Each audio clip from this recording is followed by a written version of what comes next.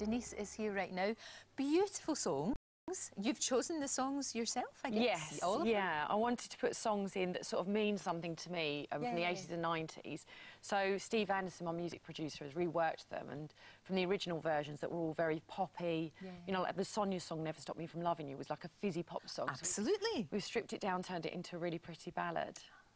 And doing a show on your own, that's a big, big ask. That takes a lot of balls, if you don't mind me saying. It really, really does. Was there any time you sort of thought, uh-oh, it would be quite nice to sort of share this with someone on stage? I think the only time I had that moment really was when I was on tour, because earlier in the year I toured this around the country.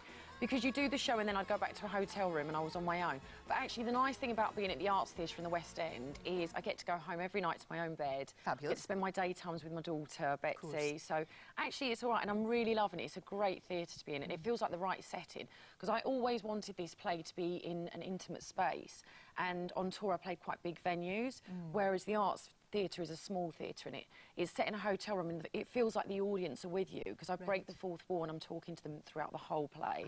So it's actually really nice. I kind of get that energy from them, that, you know, that warmth, which is lovely. It's all from you. This is all your idea. It's all your creation. Yeah, I watched Shirley Valentine back in the 80s and absolutely loved it. Isn't it an amazing film? Yeah, and great play as well. Yeah, I love the way that it just reached out to a female audience, and I wanted to write something for women of my generation, because I felt that there wasn't really anything reflecting how women are these days and how we've evolved, and, you know, it's not necessarily the downtrodden housewife anymore.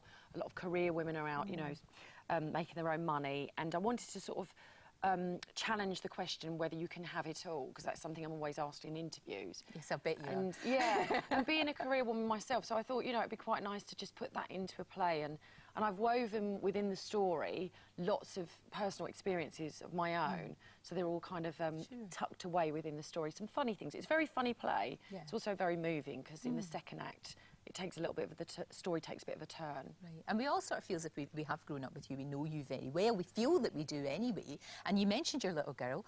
What age is she now? She's 4. She actually starts school this week. Oh, behave. No, I know. Can you believe it? Yeah, she goes into reception. Oh, she's adorable. It just goes by so fast. But I'm really excited for her. And the nice thing is the school that she's going to, she's been at nursery there, so she knows a lot of the children. Yeah. That makes it a lot easier. It does. My Rosie was like that too. Yeah. I think that makes it less traumatic for you as well as them. Yes. Yeah. Because it's a big deal when you go to school. It's like no longer they're not babies anymore, and they're not like yours anymore. You know, you send them off for someone else to look after them. Absolutely, but you know, she'll form a little friendship, so I'm excited for her that she'll get to spend time with her friends. But it's been, you know, it's going to be the next couple of weeks, because I'm at the Arts Theatre till the 13th of September. Right. It's going to be tricky, because I've got to do play in the evening, then the school run, so I'm going to be quite tired.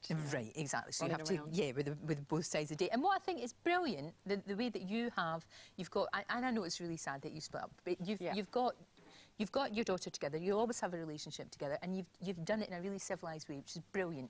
It's absolutely brilliant. We genuinely are really good friends, you know. So it's never, you know, it's not the ideal situation, is it? But you know, it's what it is, and actually it's worked out fine. It happens to so many people, Denise. It happens to so many people. I'm not the only one. No, not at all. And the thing is about your life experiences, as you've said, you can bring that into your work. And an awful lot of women and men will relate to you too. I saw you strutting your stuff at GAY. Oh, well, I wasn't in the audience, sadly. I would have loved to have been in the audience for that one. Do you know what? It was literally laugh. Like the frustrated pop star in me came out. I came off and I said I had friends there, and I was like, I felt like Madonna. Honestly, it was one of those moments that I just absolutely loved. It was so great. They're a brilliant crowd, and we remixed the songs from the show. We made them much more poppy for that audience. But yeah, it's a real treat to get to do something like that at 40. I was like, never in a million years. But don't you think life does begin at 40? Yeah, I feel really good. Do you know that? I actually love being 40, and I'm getting to do lots of great things. I love doing my play. I'm so happy. And yeah, it's nice. I'm in a good place. You look as if you are, which is great. You really do. It's brilliant. Thank you. Well, look, we stay with us because we've got food. Oh yeah, and I'm starving. I'm starving as well. Right, excellent. We'll both get tucked in. And after the break, now, can you guess the most